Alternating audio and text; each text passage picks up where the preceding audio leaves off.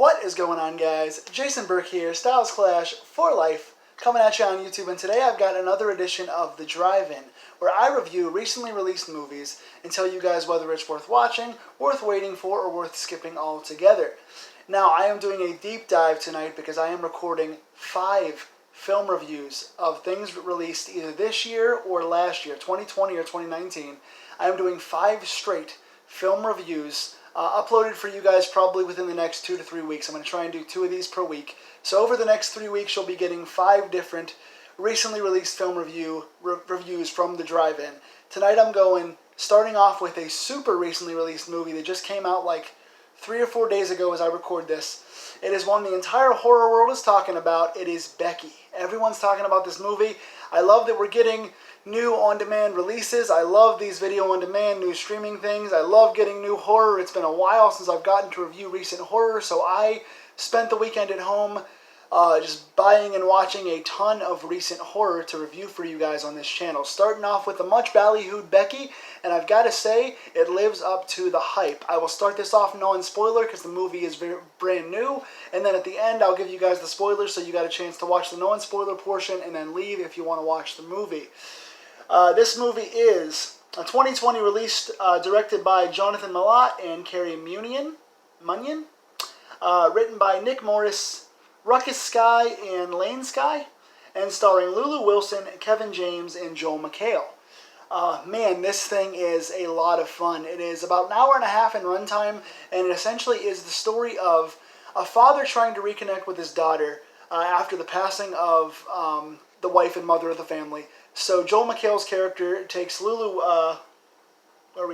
Wilson's character out to the family cabin to reconnect with her as she's been kind of estranged from him and going through her awkward teenage years. And so they go out to this cabin and he wants to break the news to her that they're not selling the cabin and he's getting remarried to another person that she doesn't like. So there's potential for more splitting in the family. And then nearby, something else, a jailbreak kind of thing ensues. This is all in the first 5 minutes of the movie, and part of it was in the trailer, I think, so there's no spoiling here. There is a jailbreak, and a break-in situation ensues, which then amounts to what I would call Home Alone meets Better Watch Out kind of thing like that. Home invasion, thwarting attempt, burglary, horror film. Really a lot of fun. Again, without spoiling anything, I've got to say, number one, the score underneath is very solid. It's a pretty consistent score. It goes with the film very well. I love the way this film is shot and edited. It's shot beautifully. Cinematography looks crisp and clean. They got a really good location with this cabin. Of course, you get the whole feeling of being enclosed because you're in a one-location space. But the cabin also is kind of big. It's kind of a mansion-style thing, so it's pretty big. And it's got this big backwoods forest. So you get all the greenery and all the trees and all the running through the forest and the cool woods camera shots.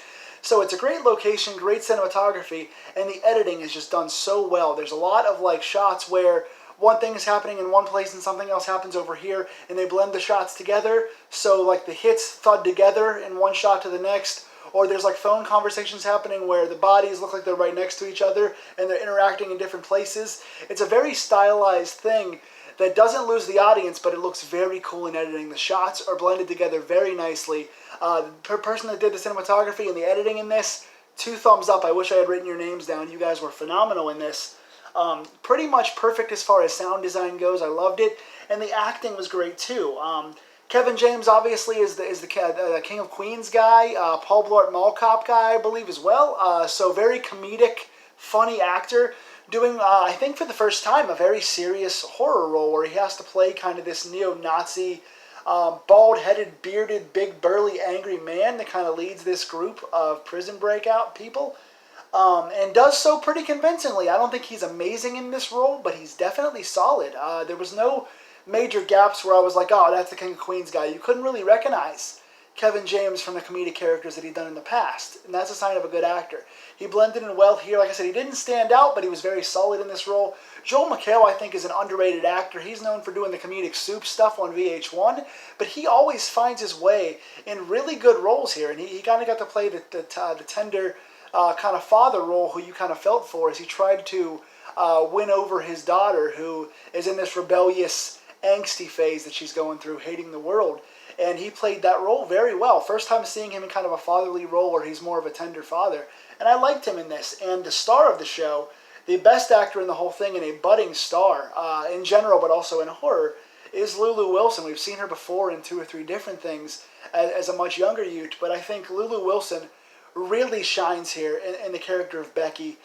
She's got this youthfulness to her, this kind of pouty, stomping away kind of teenager, but also very diverse, very intelligent, very sarcastic, kind of funny, has a good bond with the dog. The dog character means a lot in this film as well. The dog is well played by whatever dog they got to play that character. But I think Lulu Wilson was just phenomenal here. Strong, independent, and took you out of the belief that she was only 13, 14 years old. A lot of times when you have child actors, not only are they not great and they kind of come off whiny in these roles, but they also cannot make you suspend disbelief when they're trying to thwart somebody who's bigger than them. She did this in that role. Her facials, her planning, I kind of said she culked up, like Macaulay Culkin a little bit. She had to kind of culk up, is what I call it. She did that very convincingly. You believed in her, you rooted for her, but she also had a bit of a badass side to her that was kind of blurring the lines a little bit. She wasn't necessarily all good. Some of the choices she made might have been for more selfish or more self-aggrandizing reasons. And maybe she got swept up in the battle she had with these people that were invading her home. So this is good emotion, good storytelling throughout. It's a pretty basic story. It's been told before, but the extremity in this, taking the violence up from a Home Alone thing, or even a Better Watch Out, and upping the gore, upping some of the kills, having some really kind of cringy moments in the gore that was very well done. Special effects, great job in this as well.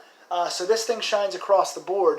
I will talk about spoilers at the end here. I'm going to say, though, if you guys want to finish off the non-spoiler portion of this review, I give this film an 8.5 out of 10. I would like to see another film if they want to do another one. This was a really fun, easy watch. Everything technically was sound, the acting was sound, the storytelling was good, they kept it intriguing the entire way through, and I want to see where Becky goes from here. So 8.5 out of 10, I highly recommend you guys watch this. I think it's my second favorite film in the horror genre of 2020 right now, behind The Invisible Man, and that's not even that far of a gap. I would say 1A and 1B right now is how much I think of this horror thriller. For the spoilers now, so those of you guys that don't want spoilers, that's the end of the video. For the spoilers, one other thing that I enjoyed as well was the childlike weapons. I guess this is kind of a spoiler too. When Becky starts going on her killing spree and she has to kill these prisoners who are trying to take over her family and her house, she uses like child weapons. She uses things you'd find in a teenager's backpack or like a kit or a diary of some sort. She uses these things to kill them, so the weapons are very innocent, but then she also has a weapon at the end where she takes a squirt gun, very childlike, fills it with gasoline, squirts fire onto Kevin James, uses a lawnmower to run him down. Not only do you get gruesome kills here, but you get very innovative weapons that you wouldn't normally think of as being dangerous because they're associated with innocence, but they're associated here with gruesome murder and done well. Unresolved reasoning is my only down point. Why this got an 8.5 and not a little higher was because of the unresolved reasoning. We never find out. The whole premise of this thing is Kevin James and his crew of prisoners are trying to find this key that Lulu Wilson's character Becky has. And we never find out what that key is. And I know it doesn't really matter necessarily. It's about the Home Alone aspect, the defending of the invasion, and the hardening of Becky. But we don't find out what the key necessarily is to, why they're looking for it, and what it does. So that kind of gives me as a writer a bit of an unresolved issue that I wish they would have told the story. Even if it didn't matter, they could have put a few lines in there, even one line in there, and made it make a difference. So that kind of bothered me a little bit. And also kind of having Becky cross that line, killing people she didn't necessarily have to kill, or enjoying the killing. She actually started to enjoy it at the end. She was tormented, and she wanted to kill at the end. So seeing where she goes at the end, being a little unbalanced, gives you an open ending, which people as fans of the character might say it's a little too far for a young child, so that can be a point of contention as well. But these invaders try to invade, Becky thwarts them and kind of turns herself from an innocent teenager into a killer in surviving the night. So what do you guys think? 8.5 out of 10 for me. Tell me in the comments below if you guys liked this movie and if you guys loved Lulu Wilson and the writing of this and had as much fun as I did. Tell me in the comments below. I've got 4 more views to go, so I will see you guys in a minute. Take care.